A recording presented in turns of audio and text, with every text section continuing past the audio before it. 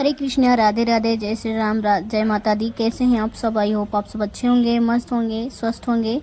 तो अभी आप लोग देख सकते हैं ये है ज्वार, जो कि हम लोग नवरात्रि में बोते हैं, नवरात्रि में उगाते हैं, क्योंकि ज्वार के बिना हमारी नवरात्रि पूजा एकदम से अधूरी रहती है। तो आप लोग देख सकते हैं कितनी घनी और कितनी स्वास्थ्य ये नवरात्रि के लिए ज्वार बोई गई है। तो इसको कैसे उगाई जाती है, आज की वीडियो में हम यही सब सीखेंगे कि इसको हम कैसे उगा सकते हैं, जो कि नवरात्रि में एकदम से हरे भरे रहें और खूब घने रहें। तो कैसे उगाएंगे, चलिए हम आज की वीडियो में आपको सारी विधि बताते हैं कि इसको क्या क्या करना चाहिए, क्या क्या नहीं करना चाहिए। तो अभी आप लोग देख सकते हैं सुबह सुबह का टाइम है, यहाँ पे हो रही थी बारिश और सारी मिट्टी तो गीली थी, इसलिए हमें मिट्टी तो लेना ही था, लेकिन सूखी मिट्टी लेनी थी और रेत वाली मिट्टी लेनी थी। तो यहाँ पे कुछ समझ में नहीं आ रहा था कि हम कहाँ जाएं, क्योंकि यहाँ पे पास में क्या बोलते हैं, गंगा जी तो है नहीं और ऊपर से हर जगह की मिट्टी बहुत ही ज़्यादा गीली है। तो ये देखिए यहाँ पे मैं आ गई थी और यहाँ पे कुछ मिट्टी मुझे ऐसी लग रही थी जैसे कि यहाँ की मिट्टी बहुत ही ज़्यादा स्ट्रॉन्ग है, यानी कि बहुत ही ज़्यादा रेतीली है, जैसे कि गंगा के किनारे मिट्टी रहती है ना, बारू वाली, तो वही रेतीली मिट्टी ही चाहिए थी और पीली मिट्टी चाहिए थी। तो यहाँ पे देखिए ये पीली मिट्टी दिख रही थी और ये सारी मिट्टी ना ये बाहर से ही आई थी, जैसे कि गंगा जी, यमुना जी, या तो फिर ये समंदर से आई थी, क्योंकि ये जो ब्रिज बन रहा था ना तभी ये सारी माटी ना वहीं से आ रही थी। तो ये यहाँ की माटी जो है एकदम से फ्रेश थी, तो इसलिए मैंने यहाँ से थोड़ा निकाल ली हूँ। तो अभी इसको मैं पॉलीथीन में निकाल के रख ली हूँ। उसके बाद यहाँ पे देखिए मैं आ गई हूँ अपनी छत पे लेकर के,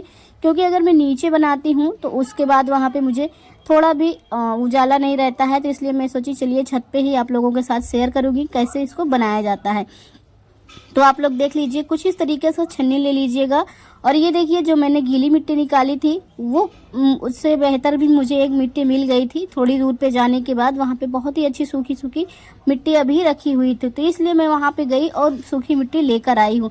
तो आप लोग देख सकते हैं कि अगर आप लोग ज्वार बोना चाहते हैं, बीज उगाना चाहते हैं, ठीक है, नवरात्रि में अगर इस तरीके से आप कलश सजाना चाहते हैं या जो ज्वार बोना चाहते हैं, तो इस तरीके की आपको मिट्टी ज़रूरी है लेना, क्योंकि ये रेतीली मिट्टी है और इसमें बहुत ही अच्छे से ज्वार उगते हैं। तो अभी मैं इसको अच्छे से छान ली हूँ, इसकी जो भी गिट्टी वगैरह थी वो निकल चुकी है। और अभी मैं आप लोगों को दिखा देती हूँ कि अगर आप लोग गीली मिट्टी यूज करेंगे तो वो किस तरीके से आएगा। तो चलिए यहाँ पे मैं गीली मिट्टी को भी छान के दिखा देती हूँ। देखिए गीली मिट्टी थोड़ा भी छन्नी से नहीं गिर रही है, तो इसलिए हमें गीली मिट्टी नहीं सूखी मिट्टी लेनी है, जो कि रेत वाली मिट्टी हो, या तो आपके यहाँ कोई भी मिट्टी मिल जाए आप उसको यूज कर सकते हैं, लेकिन कुछ इस तरीके से उसको साफ सफाई कर सकते हैं।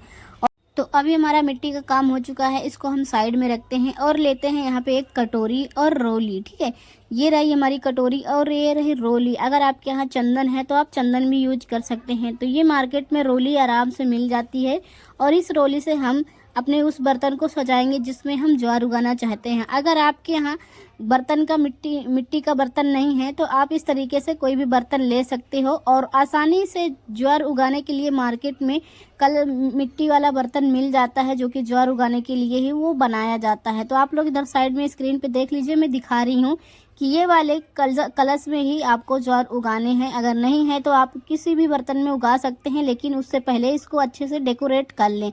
जैसे कि यहाँ पे मैंने अस्तित्व बना दिया ओम का, तो इस तरीके से आप अपने बर्तन को सजा सकते हैं, क्योंकि भाई ये तो माता रानी का है और माता रानी हमारे घर में आगमन कर रही है, तो हम ऐसा तो कोई चीज़ नहीं रख सकते हैं और उनका पूरे तरीके से हम स्वागत करेंगे। तो इसलिए यहाँ पे देखिए मैं उस बर्तन को भी अच्छे से सजा दी हूँ।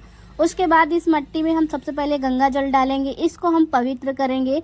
आप गंगा जल सब रखिएगा ज़रूर, क्योंकि गंगा जल से ही आपकी मिट्टी स्वस्थ हो जाएगी और वो एकदम से शुद्ध हो जाएगी। तो सबसे पहले यहाँ पे मैं गंगा जल डालकर ही उसको शुद्ध कर लेती हूँ। उसके बाद यहाँ पे हल्का हल्का पानी डालकर इसको गीली कर लेती हूँ। देखिए कुछ इस तरीके से गीली करनी है, ज़्यादा गीली नहीं करनी है, ऐसा गीली करनी है कि ये हल्का सा भरहर हो जाए और एक दूसरे में चिपके भी नहीं, अलग अलग रहे। तो वहाँ पे हम कटोरे में मिट्टी इतनी डालेंगे कि हल्का सा डालेंगे, ज़्यादा नहीं डालेंगे और उसको दबाएंगे बिल्कुल भी नहीं, ऊपर से ही ऐसे ही उसको डाल देंगे। उसके बाद देखिए यहाँ पे मैंने 5-6 घंटे पहले ही यहाँ पे मैंने ज्वार भिगा कर रख दिया था, जिससे कि ये अच्छे से भीग चुका है। उसके बाद इसको आप सुखा लीजिएगा, थोड़ा टाइम दे दीजिएगा, क्योंकि ये सूख जाएगा तो ये बहुत ही अच्छा रहेगा। अगर आप शाम को भिगा कर बोना चाहो तो और ही ज़्यादा अच्छा है। आप शाम को ज्वार भिगा कर रख दीजिएगा, सुबह उठकर उसको किसी चीज़ में बांध कर कपड़े में बांध कर रख दीजिएगा। उसके बाद आप इसको इस तरीके से बो दीजिए। बहुत से ऐसे लोग होते हैं कि वो ऐसे ही मिट्टी में डाल देते हैं और इस तरीके से नहीं उगाते हैं, लेकिन अगर आप लोग इस तरीके से उगाएंगे, थोड़ा सजा कर उगाएंगे, तो ये बहुत ही ज़्यादा घना होगा और बहुत ही अच्छे से निकल कर आएगा।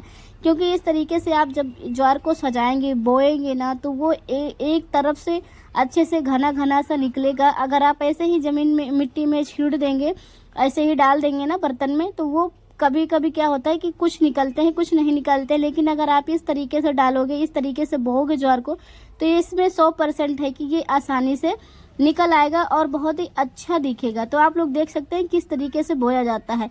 जो डबल है ना, उसको ऊपर किया जाता है, जो नीचे है उसको नीचे ही किया जाता है। तो इस तरीके से देखिए मैं इसको बो रही हूँ, जो कि ये बोने के बाद और उगने के बाद बहुत ही खूबसूरत दिखेगा। तो अभी मैं एक एक करके इसको बहुत ही मेहनत से चारों तरफ अच्छे से सजा दूंगी, सजा कर ही बोऊंगी, ऐसे जल्दबाजी में नहीं बोऊंगी।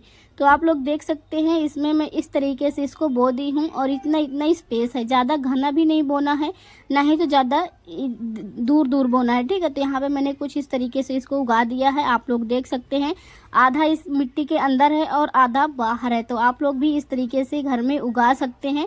आधे ज्वार को मिट्टी में रखिएगा, आधे ज्वार को ऊपर रखिएगा, लेकिन ध्यान रखिएगा जो नीचे का है वो नीचे ही रहे और ऊपर का ऊपर ही रहे। उसके बाद यहाँ पे हम ऊपर से फिर से सूखी मिट्टी डाल देंगे, जिससे कि ये अच्छे से ढक जाए। ज़्यादा हम नहीं डालेंगे, नहीं तो ज़्यादा इसको हाथ में लगाएंगे। हमने छन्नी से ही डाल दिया है और इसके ऊपर कुछ भी नहीं करेंगे। अब इसको हम उस स्थान पे लेके जाएंगे जहाँ पे हमको इसको स्थापित करना है, क्योंकि माता रानी को आने का हम लोग आगमन कर रहे हैं और माता रानी हमारे घर में तभी आएंगी जब हम उनको दिल से बुलाएंगे। तो अभी जहाँ पे मैं माता रानी को बैठाने वाली हूँ, जहाँ पे मैं ज्वार रखने वाली हूँ, वहाँ पे भी मुझे इसी तरीके से पूजा करना है। तो अभी देखिए मैंने आस्तिक बना लिया है। उसके बाद यहाँ पे मैं 1 रुपये ली हूँ। आप चाहो तो और भी पैसा ले सकते हो, लेकिन 1 रुपये 11 रुपये इस तरीके से लेना है। ठीक है, तो यहाँ पर मैंने पूजा किया, माता रानी का नाम लिया और उसके बाद जो ज्वार मैं बोई थी उस ज्वार को उसी उस स्थान पे रख दूंगी। यहाँ आज से ही हमारी ज्वार की पूजा होगी और आज से ही मैं इसको रोज़ ही पूजा करूँगी और यहाँ पे रोज़ जल दूंगी। और इस तरीके से आप पूजा कर सकते हैं, जल दे सकते हैं, उनको नमन करिएगा और उनको आने के लिए नमन करिएगा कि माता रानी आपका हमारे घर में आगमन है, आप आदर हमारे घर में आमंत्रित करें। तो यहाँ पे देखिए हमने इसको नमन किया है। उसके बाद यहाँ पे मैं थोड़ा सा गंगा जल दे रही हूँ ऊपर से। ठीक है, आप तो चाहे पानी दे सकते हो, चाहे तो गंगा जल दे सकते हो। उसके बाद इसको ढक दीजिएगा। अगर आपको हरी वाली चाहिए ज्वार तो आप उसको ढकिएगा नहीं, अगर आपको हल्का पीली और हरी वाली चाहिए तो आप उसको ऐसे ढकिएगा जिससे कि वहाँ पे ना ही तो धूप दिखे ना ही तो रोशनी दिखे, और उसी स्थान पे रखिएगा जहाँ आप पूजा करते हैं। तो देखिए मैं यहाँ पे पूजा करती हूँ इसलिए मैंने यहाँ पे रख दिया है और यहाँ का डेकोरेट अभी बाकी है। और ये रही मेरी रामायण और ये रहा मेरा पूजा। तो अभी मुझे इसको भी डेकोरेट करना है। बहुत ही आसान तरीके से बताऊंगी कि आप अपने मंदिर को किस तरीके से सजा सकते हैं। तो वीडियो अच्छी लगी हो तो लाइक करिएगा, चैनल पे नहीं हो तो सब्सक्राइब करके बेल आइकन को प्रेस